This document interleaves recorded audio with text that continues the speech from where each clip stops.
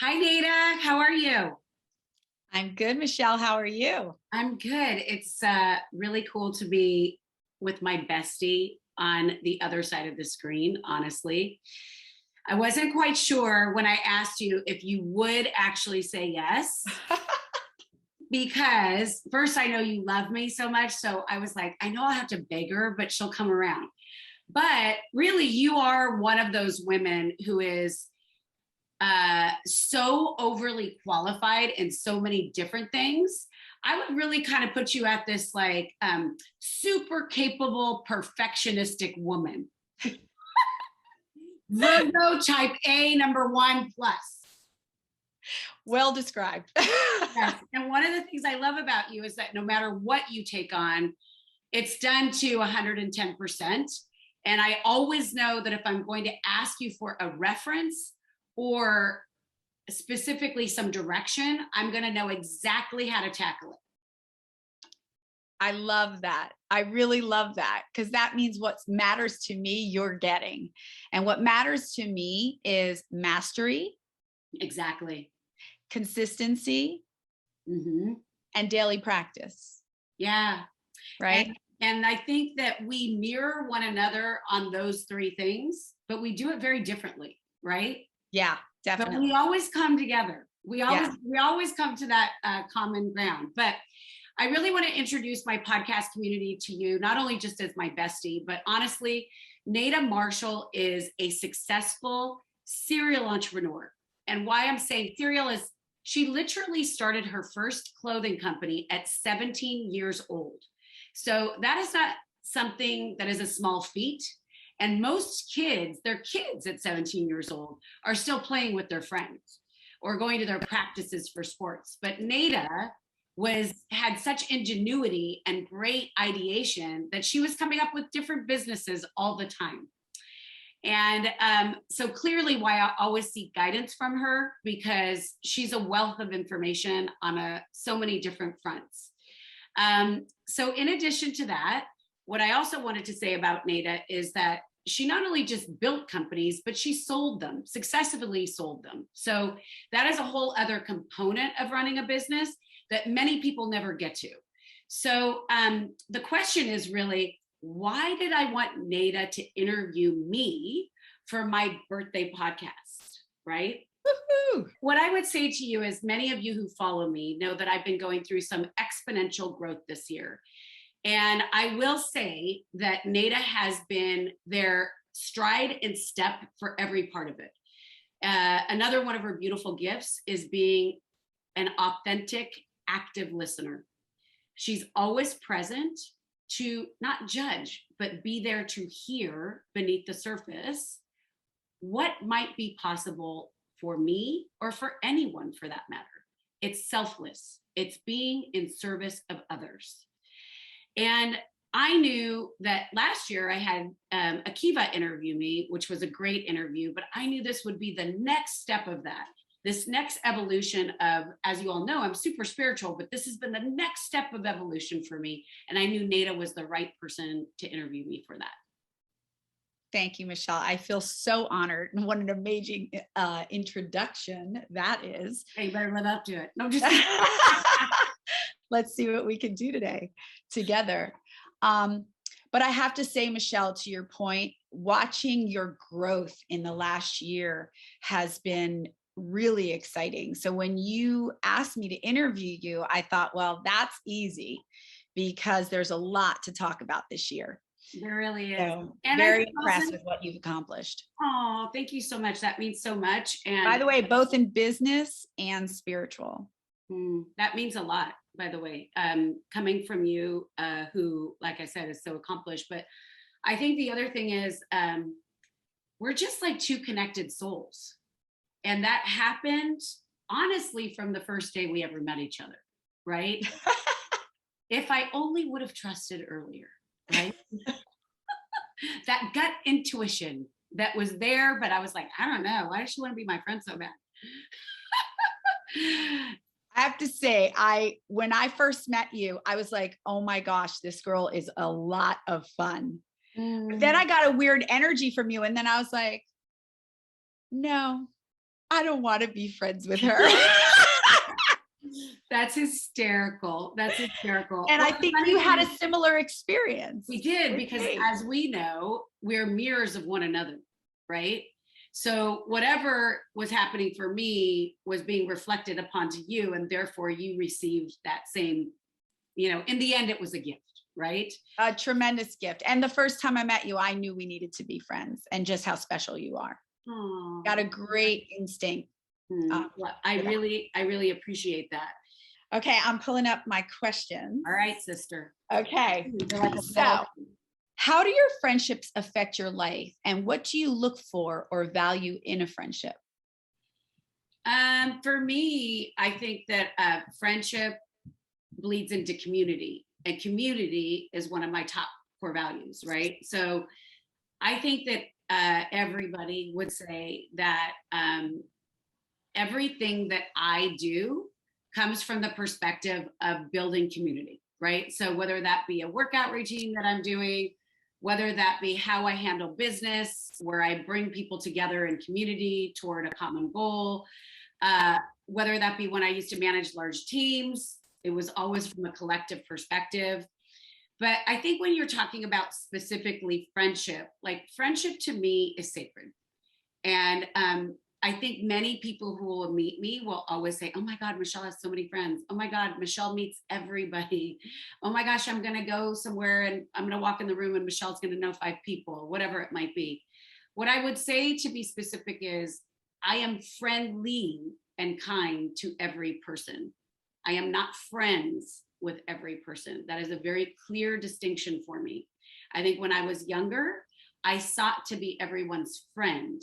And then what happened was I fell short in meeting their expectation to be as readily available for them. My intentions were good. My heart was always in the right place. But my deliverables were never, I was never able to deliver as much as I wanted to, because I couldn't be everywhere. And I remember meeting somebody when I first became a mom. I'm going to remember who it is, but they said, it's hard for me to tell if you're really my friend because you have so many friends. And I said, and I think you'll agree with this. The list of true friends is actually rather short. And you're shaking your head right now. So true. Yeah. So true. And I think the thing is, as you said earlier, I love to have fun.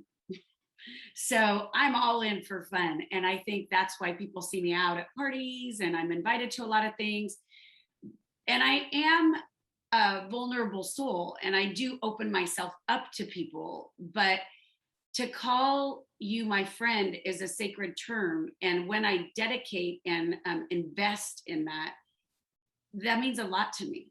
So if it's actually stripped from me, which so very rarely it is, but if it is, it is, I go into a real trial, right? Of like introspection, like, what did I do?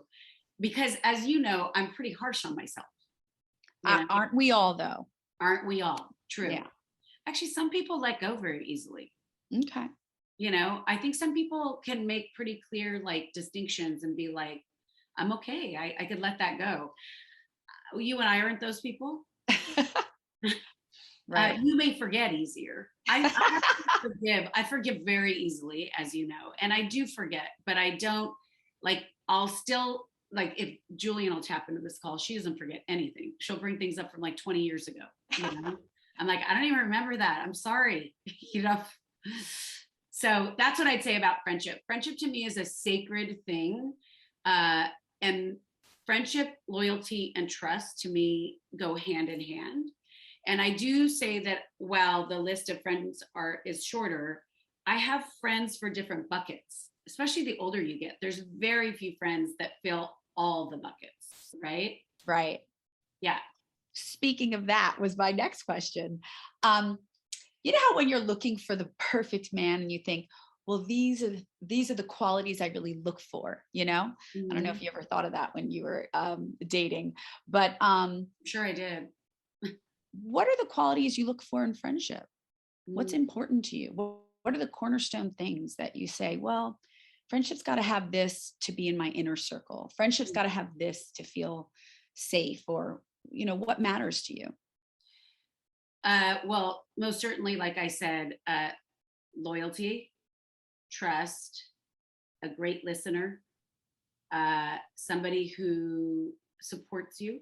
And when I say support, I mean like shows up for you. And I'm not saying like you have to be at every event or anything like that, because I think, if we were to look at all the events that I did for EmpowHer, you didn't go to every event, but I knew if I needed you, you would show up. And when I say show up, I mean, you would give me guidance. You would seek to understand, not to judge. So I think removing judgment from a friendship is very important for me too.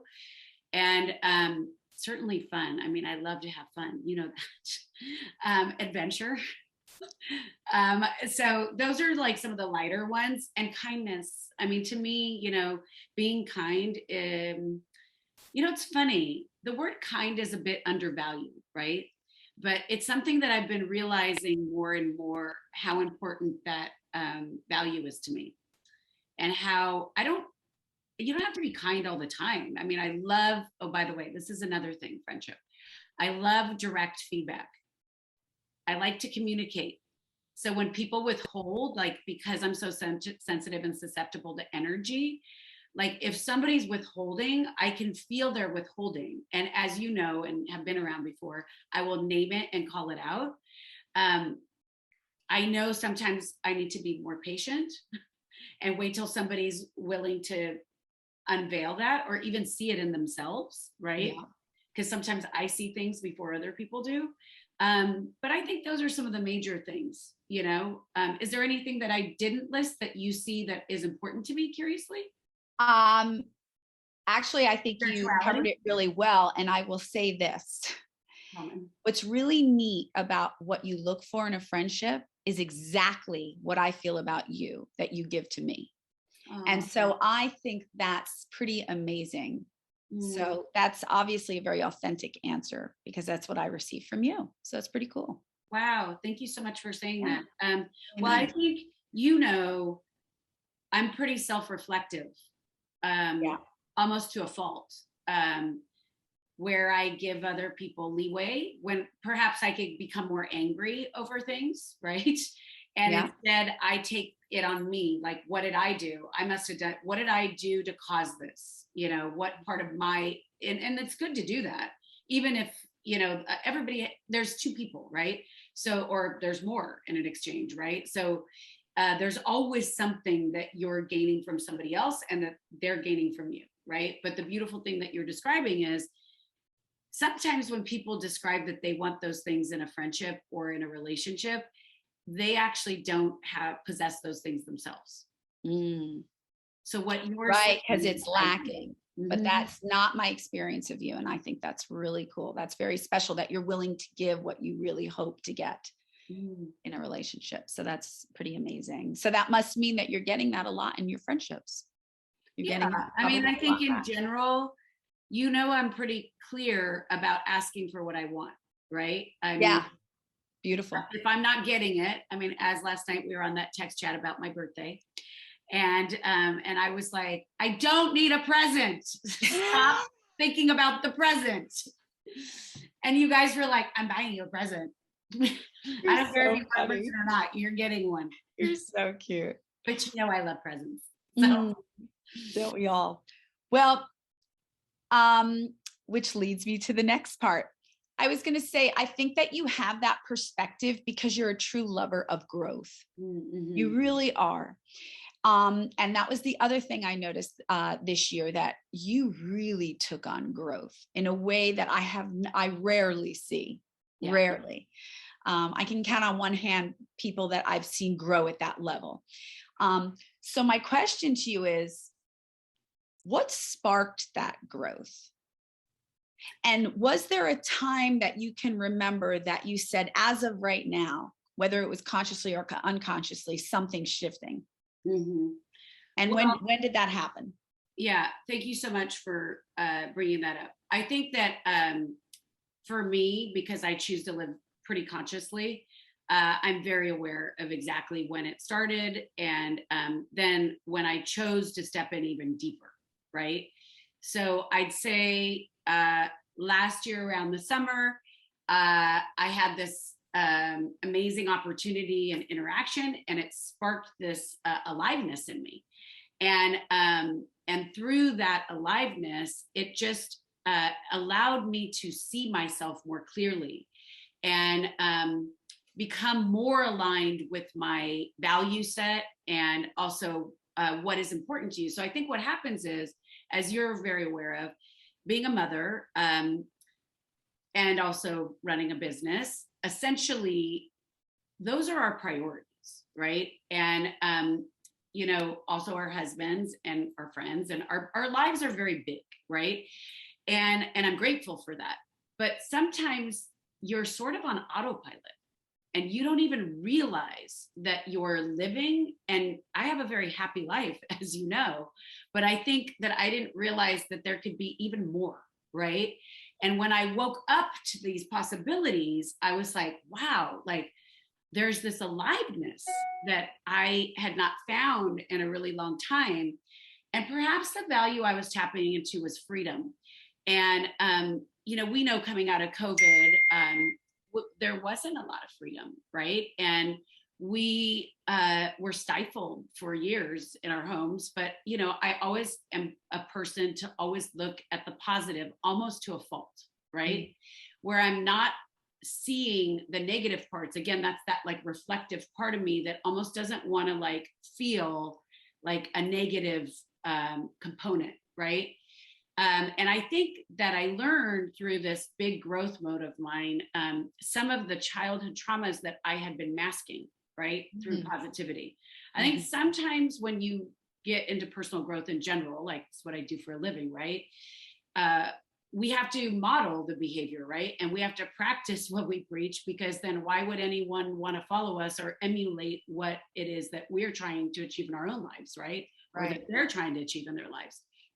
So some of the things that I realized was that I would come off super positive as a child to sort of offset maybe stuff that was going on in the home so that I wouldn't get into trouble, right? And so, but these are things that I learned, right, over the last year that I thought I had actually dealt with, but that came back up again, right? And I think that that's part of it. What you're mentioning is there's usually an impetus for why someone chooses to create change. And there usually has to either be a spiritual awakening, which is definitely like what I had and I have still to date, or like some sort of negative occurrence happens, like you get cancer. And like the last time I went through this big shift was when I had the violent allergic reaction to stress when I was working in the corporate world. That might sound like a minimal thing, but it was definitely one of the most traumatic experiences of my life. And that catapulted me into, oh, I'm going to leave the corporate world. I'm going to figure out what I want to do. And I'm going to become in alignment. I'm going to fix myself. Okay. Those were the old words that I used to use. It was about fixing myself. I now know it's not about fixing myself. It's about loving myself, right? Meeting myself where I'm at, being a lover of and an observer of all parts of me, the good, the bad, the ugly, when I'm in growth mode and when I'm in static mode, right? Because there's beautiful things about staying safe, as we know, right? But there is a beautiful gift in choosing to step in, right? And so it started last summer sometime. And then I'd say in May, I had like a real shift, spiritual shift that caused this sadness and sorrow in me that I had to address.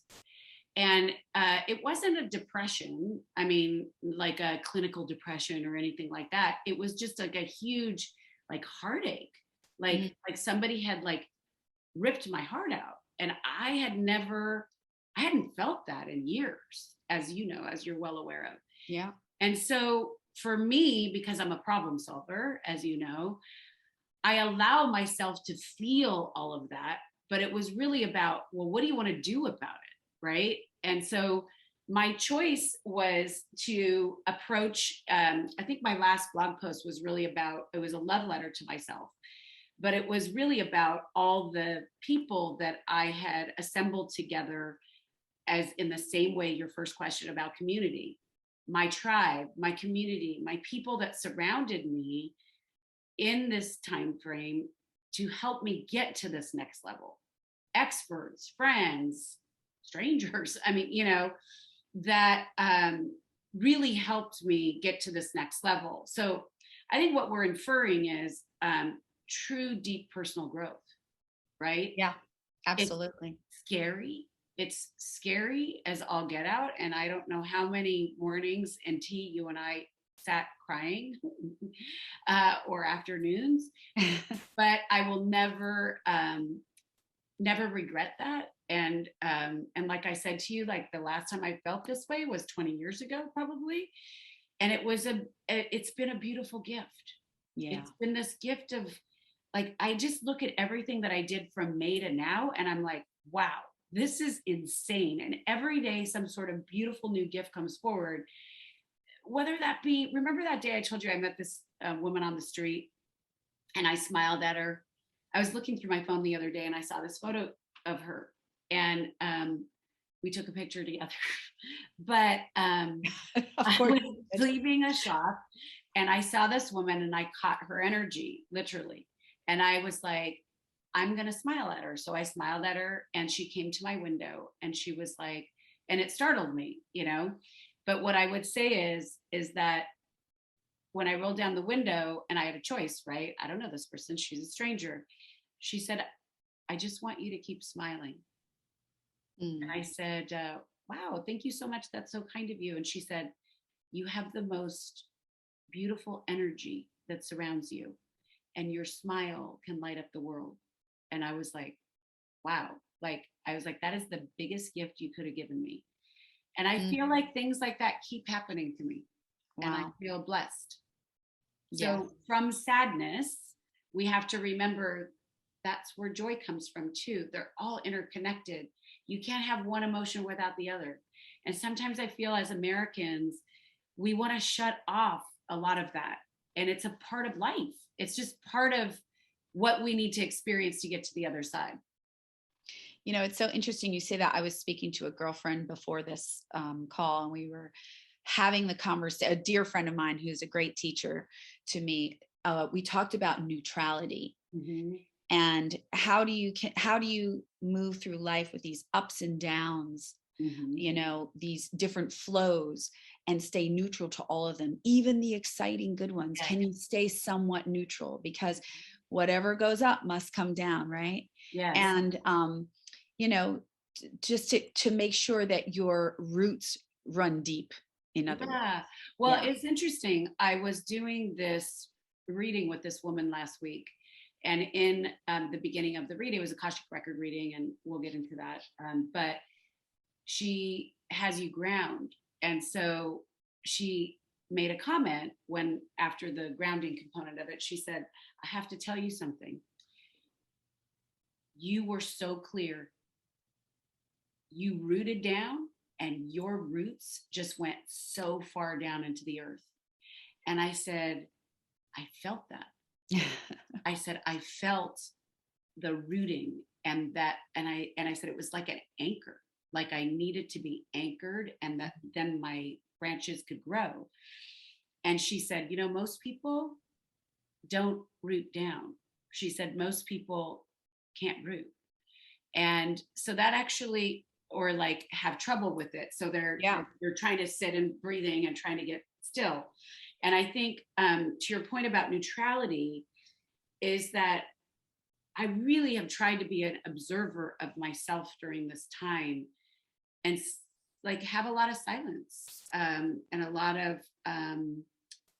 like just inner solitude and perspective and appreciation for that gift, that whatever happens for that reason now. Yeah, that's perfect. Yeah. So Well, I have to ask you, with all this growth that's been going on, what are some of the things that you were exposed to this year to help get you to this deeper place? Mm. Because I know there's been several, because I've participated in some of them. I've sat with you in some of them, but I'd like to know which ones had the most impact for you. Yeah. So I think there are characteristics that I'm reaching for, or I wouldn't even say reaching for, that I'm drawing in, characteristics and components of myself. And then I think there are tools, right? So some of the characteristics that I've been calling in is, I mean, when people meet me, they know I'm really strong, right? And so I've been trying to balance that out with more yin energy, more femininity, and being an observer of that, not pushing things through, which is very corporate America and who I am, right? But more, again, observing it and flowing with it and seeing what surfaces, almost like the leaf going down the river, right? Or the lotus flower that sits still on the lily, on the pond, right? Yeah. So that's patience, flowing, yin energy. I would say also femininity. I mean, people will say, like, a lot of people will say, like, when I say these things, and we're really talking more from a metaphysical perspective, and also from a yogic Buddhist, like a Buddhism, perspective, is that a lot of people have said, but you are feminine. I'm like, I am feminine, you're right. But I could be even more, And I think in addition, people have also said things to me like, I don't experience you as not vulnerable. I see you as really vulnerable, like you use yourself as a vehicle for others. And I said, that's true, but is there more there? And there is. Like, you see me so often, you can see both sides of that in me. The vulnerable part is the part that needs to trust more and be in flow versus control, right? So there's those characteristics, right? There's more, but that's just a part of it. That's a good one. Yeah, that's a good one. Yeah, these are some good ones. I've been processing through this for a while. So, want to see my notes? I'm just kidding. Want to see my journaling? I want to look at your journal later. That's right. It's pretty I'd love interesting. to see your journal. I would say there's been three main things. There's been other things I've been doing as well, but three main things that I have stepped deeply into over the last year. And in particular, some of them just since May. So the first thing I'd like to talk about is Curtis Lee Thomas's breathwork detox, which has been transformative. You know that I am certified in breathwork. However, you and I have both experienced this. I've gone on to practice every month with him, but then in addition, just signed up for his certification in December. Because this type of breathwork is so different than what I've done before. I mean, as you and I have discussed, I felt like I was levitating afterwards. I felt euphoric. I felt that any obstacle that had been laid in front of me, or any sadness that I felt, was relieved after the breathwork detox that I've done with him. And it's just next level. So that has been amazing for me. And I can't speak enough good words about my experience working with him. And he's actually, I have to just add to it. Yes. The word that I think of after we did that, that afternoon of breath work is transformative. Yes. Totally. Transformative. And for a shockingly short period of time. I've never experienced such a short period of time equaling such amazing transformation. Right. I think that was very interesting, and all through the breath, and that goes back to, it's all inside of you. Everything is all inside of you. Yeah, I completely agree with you, because the thing is that, as you know, you and I were not planning on participating, Right. I mean, it was a surprise. Thank you, Cameron and Mary Beth Brumon. Oh, yes. Thank you, Mary Beth. But again, these are the types of gifts that keep coming forward in this year. In the way that you and I had sat for tea, which we'll talk about tea next. but you and I had sat for tea that morning. She had called me the night before and she's like, I really want you to come to this breath work. And we didn't know they were actually looking to flank more females with the male entrepreneurs that were in the room. But when we walked in, we knew we were there for a purpose. Mm-hmm. We felt the energy and he thanked us for it because he knew that he needed our femininity, our yin energy to balance out the male energy in the room. And what I would say is, to your point, it was transformative. And I think when this goes into opportunities, because this is the podcast, right? When I got the call, I was like, oh my gosh, I'm going to do tea and then breath work. I mean, how much meditating can we do in the day? Right. And, but then I said, you know what? I'm being called to come to this for a reason and I need to listen. So this goes into listening to opportunities and getting curious and having wonder, right? I followed through on that because I was like, oh, Mary Beth would never normally call me to do breath work. So this must be something amazing. So I'm so grateful that we did that. And then, which leads me to the second thing, which has been sitting in tea ceremony with you every Friday religiously for over a year now, right? Yeah. And sometimes we do at least 2 days a week, right? Yeah. And so for those people that are wondering what tea is, it is about an hour-long silent meditation where we essentially sit in tea. We drink tea with one another. And Neidda serves me. And she has this beautiful, gentle gift of being in service for what this is truly a martial art. And I think that for at least a year or two before that, I would go and I would sit with you, but not commit to it.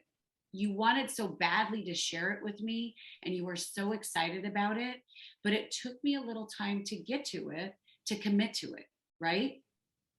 Why do you think that is? You're in such a different place now. Quieter. When you chose, you actually asked me. Yes. And said, can I sit in tea with you? I'm ready to sit in tea with you. I remember you said, and I was like, yeah, come on over this week. And I just think that you're so different now. I think that you're more in a space to sit in silence. You're more in a space to go inside. Yes, I could see that. Yeah. And I think also I'm choosing a quieter perspective. It doesn't mean that I can't be loud and fun and all those things. It's just that when it's given me a lot of amazing nuggets in that silence.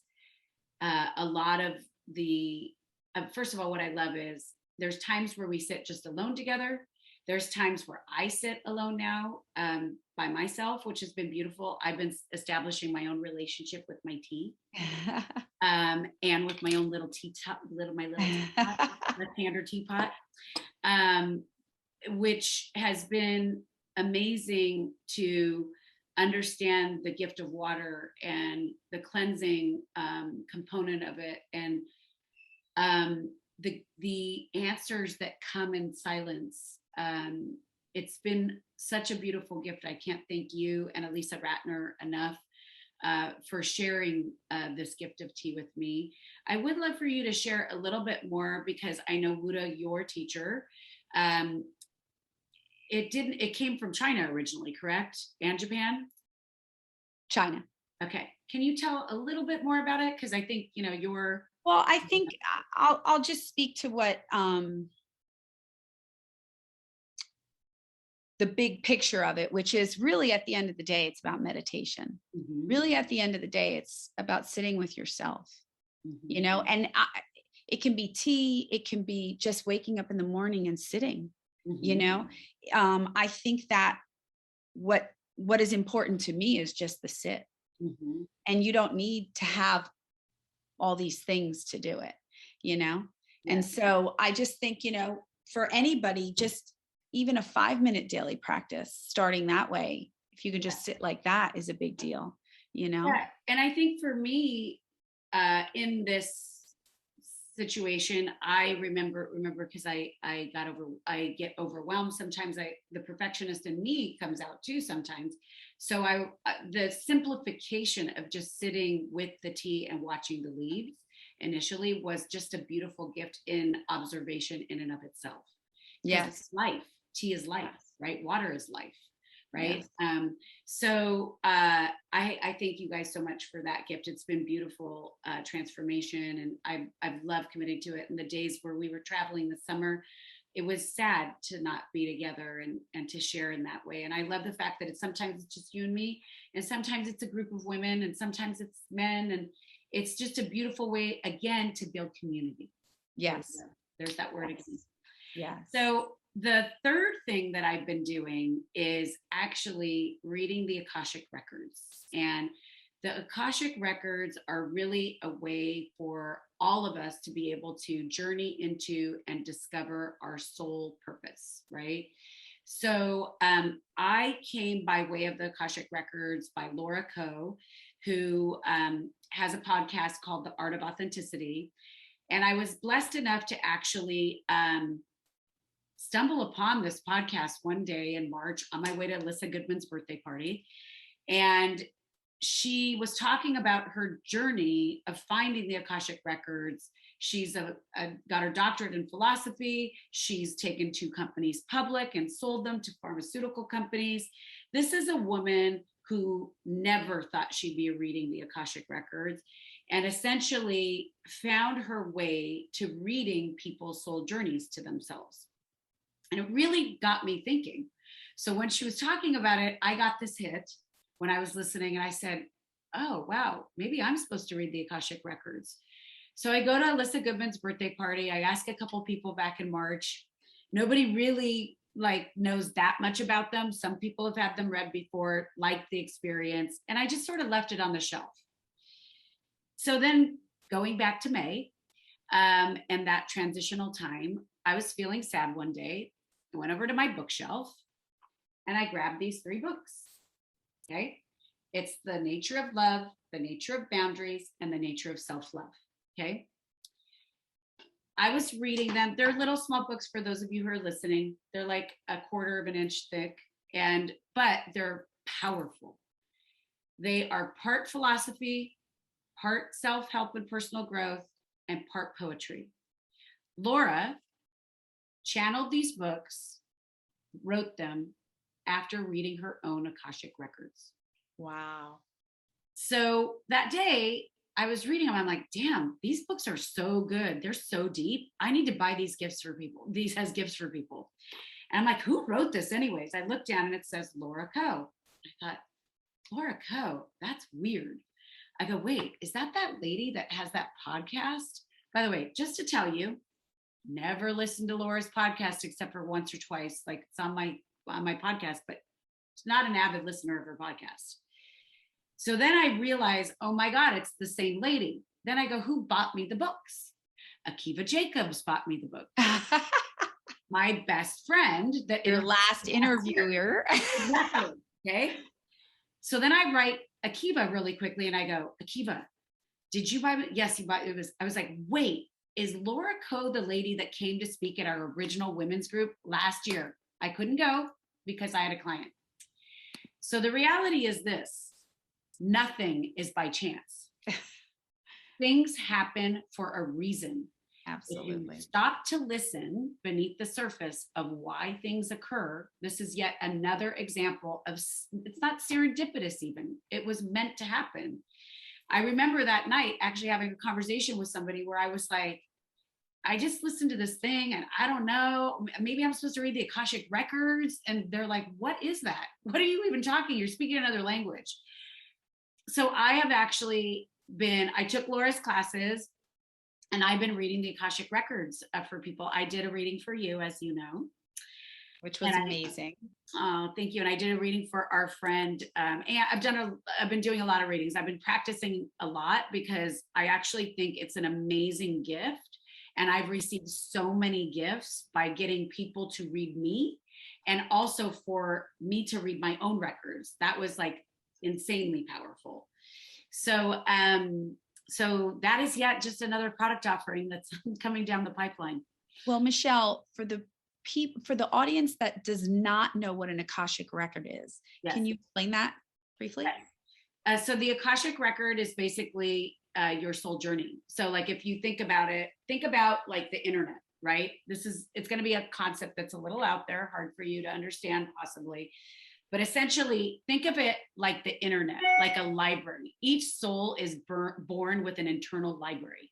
So by us doing a grounding meditation first, you come to the reading with 3 questions, right?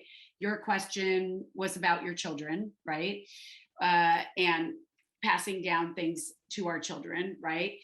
But and like other friends have had questions around like, will I ever be independently wealthy? Like, will I be able to transcend my family? You know, different things like that. It could be about relationships. And so you basically do a prayer or a key to open the records. I hold you in sacred space, and then you ask those questions and I ask the records, and then I basically interpret. It's a very visual representation. I interpret basically what the records are saying. And that's basically like it. It sounds a little it's definitely the 8th dimension. And it's definitely not the most mainstream thing. It is not a astrological reading. I don't read your chart in that way or anything like that. But I think each person that has done it walks away with some very powerful information. Like last week, I was practicing with someone, and then she also read me. And my question was around some of my work and understanding my next steps on some of the things that was happening. And I think I got a lot of guidance and a lot of good insight on what could be next for me. Amazing.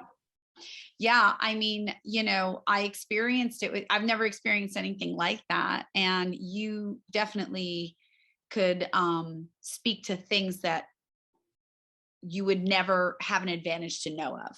And I thought that was really cool. So yeah, that very, very special experience. Oh, thank you. Yeah, I think it's pretty special. I mean, frankly, nothing like, and you and I have done a lot of stuff. Yes, we have. Nothing like anything. That's what's great about the two of us. We love to explore. We are not afraid. We are not afraid. And by the way, I have to tell you, before I went in to read my own records, by the way, I was a little nervous. And I remember talking to Natalia about this, and she doesn't read the records, but she's been going through her own spiritual awakening and journey. And I said, I'm a little nervous. And so I ended up doing a Joe Dispenza meditation for an hour meditation before I opened my own records. And so I know that my intention, I wanted to make sure that I removed all components of ego, because if you're going into your own space, right? Super powerful. Amazing. Anybody that wants a record, I'm always open. Anybody who wants a reading, I'm always open for it. Love that. Yeah. So what's next? For this coming up year? You've accomplished a lot last year. What do you want to do this year? Yeah, I can't wait to hear. I mean, because here's the thing, you really are a manifester. I am a manifester. You really are. Yeah, that's the thing. I always have to be careful of what I put out, because then it does manifest, and I'm grateful for that. I'm grateful that I was able to welcome those tools into my life and believe in myself enough to know that I'm capable of that. That's a great question. I think I'm trying to figure that out right now. And so actually, I listened to my interview with Akiva last week, since I re-released it. I don't often re-listen to a lot of the episodes unless I'm seeing that they are being highly downloaded, which that episode happens to be highly downloaded. I think people want to know my story, right? So what I would say to you is, one of the things I mentioned she asked me what was next, not what's next, but what am I working toward? One of the things that I mentioned, which I was very proud of myself for saying this, working on being versus doing. Without a doubt, I need to finish writing my TED Talk this year, and then I need to apply for it next year. So I had postponed it because I wanted to enjoy Gabby's graduation and her going to college. So James Owens and I are working on, I have a draft that I need to turn in by November. And And I think what's cool about it is like I had a conversation with my friend Scott Chalk and about the TED Talk, and I was feeling like pressured, like I need to get it in, and maybe I should apply to TED Woman Atlanta, and that could be a really great thing. It'll open a new door, and I used to work for Turner, and like all this stuff. And he's like, Michelle, it's gonna happen, because you know why? You're a manifester, and when it's ready, it'll surface. Amazing. So silencing the mind. Yes. And not forcing all the time, you know? That's that with all of us. The yin energy. Yeah. Yeah. So I've really been listening on a deep level, and I feel good. I feel good. And yeah, I feel blessed. It's amazing. It's really amazing. I mean, I'm only 25, so I could only the next 25. And by the way, I think that was actually part of it for me. Something I realized, I had some anxiousness around age, and like I have to do it all now, because if I don't do it, then I'm getting older, and you know, and I mean, I know it's cliche to say age is just a number. I mean, listen, we all feel different ailments, like, you know, from our age. You know, I do a ton, as you know, I do a ton of different physical exercises and stuff, and I feel so blessed to be strong enough to do those things. But we have time. Yeah. And if we're not present to the current time, we'll miss it. That's right. So true. So true. And no forcing. No more forcing. It's not necessary. If you're forcing, maybe it's not supposed to be. I agree. You know? So it's really beautiful. So Michelle, because you had such an impactful year of growth, I want to ask you, what were the most powerful lessons you learned this year? One of the most powerful lessons that I learned this year was really around the phrase letting go. And I think that you know that because we describe friendship and loyalty and trust, and I like to be liked, is important to me, right? That letting go and flowing in the process and not controlling, which goes back into the patience and observing, being the observer of your life, and not forcing things, has been a really key learning for me. Like understanding that sometimes you need to let go to grow, right? And it doesn't mean that it's letting go of the memories or letting go of the experiences, but it's letting go for now, right? And somebody gave me a great visual of a book, right? It's these books that we talked about, right? That's sometimes just up on the bookshelf, right? And there's a time to take them down from the bookshelf, and you could look and you can observe. And then there's a time to actually put them back up on the bookshelf, and they collect dust, right? Sometimes that book comes with you, and sometimes the book stays on the bookshelf. It doesn't have to be a permanence in any one thing. It's just for now. So I would say that's my biggest lesson for the year so far. Beautiful. I think you said you had one other question. I got one other question. What are your core values, and how does it show up in your life? I'm going to list 5, because when I interview people for my podcast, I always say, what are your top 5 core values, right? So I would say community, connection, inspiration, determination, and resilience we could put in together. And I'm going to say love and kindness. I'm going to put love and kindness together, right? So how do they show up in my life? And I'm going to add a 6th one, and that's service. Okay. And how do they show up in my life? Everything I do comes from the lens of community. I always try to build a community that is super diverse of all different types of people. I think that's why people call me the United Nations sometimes, because there's not a type, because I love people's stories, right? Connection. If connection is the essence of the human existence.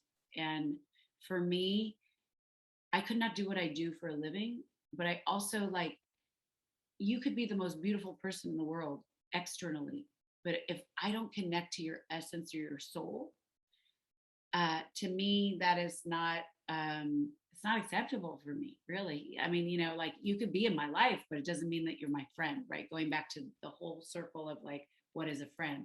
So connection is really core for me. Inspiration. everything comes from the lens of inspiration. And I really, when I say inspiration, I'm a lifelong learner.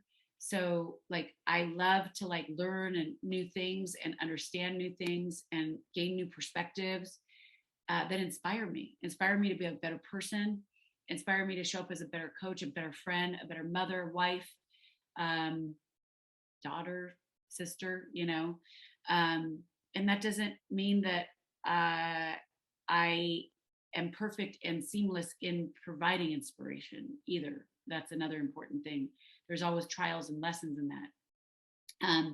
We talked about determination and resilience, right? That comes naturally for me. I have a lot of yang energy. Something I uncovered this year was really that I was my dad's boy, right? And we came from 3 girls. And in being my dad's boy and coming from a Hispanic family, I think that something that I recognized was how revered it was to have male masculine energy, which also is what makes me a guy's girl, right? And allows me to connect to guys, allowed me to do really well in the corporate world because I relate, right? But then there's the balance of that yin, right? And then I think the last thing I mentioned was love and kindness. And without those, we really don't have anything, you know? I think each person, no matter who they are or what they do, I don't care about those things. For me, it's the essence of who you are, the essence of your love. I think if we each were able to come from love and tap into our kindness, even when we're angry, if we ask for space, right? Space to create what it is that we really want to be saying and articulate in a nicer way, right? I'm not always perfect at that either, but it's a goal. And I think my heart, like you said, I'm very like, I'm all heart, and I am like, the essence of me is love. And that's what I want to give to others, and service. And so that's how I live every day, is from the element of serving others and showing up to be the lens and the model that all things are possible if we believe in ourselves, if we take risks, if we have courage, if we have the desire, because it's all a choice. That's beautiful. Thank you. Boy, can I relate to all that. That's the recipe to happiness you just gave, for sure. Yes, the essence of joy, right? Yeah. Happiness is a presence. Happiness is being in the present moment of enjoying each moment as it comes, good or bad, right? Yep. Always good. And we know that. And you get especially after this year. No, I'm just kidding. No. Yeah. And you get a lot out of being in service. That's really an important core. It really is. I never realized that before. I didn't realize how important, and my mom gave me that. My mom gave me that gift. And so did my dad in a different My mom gave me that too. Right? It's beautiful. Sure. My new line, per Rachel Bloomberg Chirpit, is leaning back. It's a really great visual, actually, for me. She imparted that to me. By the way, that's one of the things I'll tell you. So Friday, when we do tea for my birthday, I intentionally selected a group of women who have held me in this amazing growth space for the last year. And it's by no surprise that you would be the woman on the other side serving. Oh, that's beautiful, Michelle. You know, because honestly, I mean, it could make me cry, but honestly, it is going to make me cry. Without you, this last bit, I don't know what it, there's the bell. No, just kidding. That means so much to me, Michelle. You are amazing. Truly. It's been so beautiful to watch it all unfold and be a witness. You know, really amazing growth. And you really put the work in. Yeah. Yeah. And I feel really blessed to have this opportunity to continue to grow. Because you know what? Too many people go through life asleep. Yeah. And that's one thing that I always committed to since leaving the corporate world. was challenging myself to be conscious. And also, especially after my mom died, challenging myself to continue to grow. Because it's not worth it to be safe. Why? You know, Michelle, this is why people love you so much. You're willing to be real. You're real. And your openness with your vulnerability. And you really just lay it all out there for people. And I love that. It's amazing. You're really special. Well, and you're all heart. Oh, I am all heart. That is true. Thank you for your beautiful words. And I'm always so grateful to be with you. And by the way, it's a mirror. That's true. It's a mirror. Big kisses. Yeah. I love you so much. And I thank you so much for basically holding space for me. That's really what you've been doing.